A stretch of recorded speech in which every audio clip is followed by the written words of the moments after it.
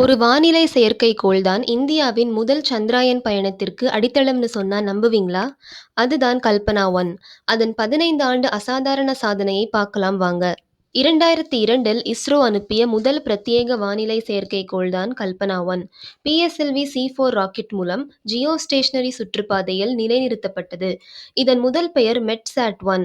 ஆனால் February 5, 2003 அன்று இந்திய பிரதமர் அடல் பிஹாரி வாஜ்பாய் அவர்கள் கொலம்பியா விபத்தில் மறைந்த இந்திய விண்வெளி வீராங்கனை கல்பனா சாவ்லாவின் நினைவாக இதற்கு கல்பனா 1 என மறுபெயரிட்டார்.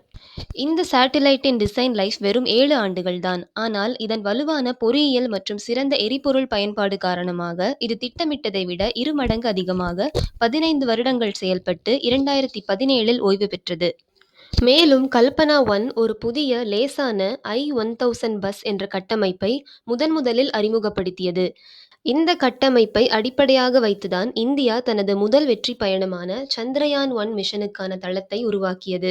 பூமியை நோக்கி நமக்காக விண்வெளியிலிருந்து வானிலை செய்திகள் அனுப்பிய இதன் VHRR கேமராவுக்கு ஒரு ஸ்பெஷல் மோட் இருந்தது.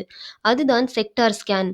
புயல் தீவிரமாகும்போது ஒரு குறிப்பிட்ட பகுதியை 23 நிமிடங்களில் 3 முறை ஸ்கேன் செய்து சூறாவளியின் பாதையை துல்லியமாக கணிக்க உதவியது. 15 வருட சேவைக்கு பின் ஓய்வு பெற்றாலும் இந்த செயற்கைக்கோள் இந்தியாவின் வானிலை மற்றும் விண்வெளி ஆய்வுக்கு இட்ட அடித்தளம் மறக்க முடியாதது. இதைப்போல் மற்ற செயற்கைக்கோள்களை பற்றி தெரிஞ்சுக்க நம்ம சேனலை சப்ஸ்கிரைப் பண்ணிக்கோங்க.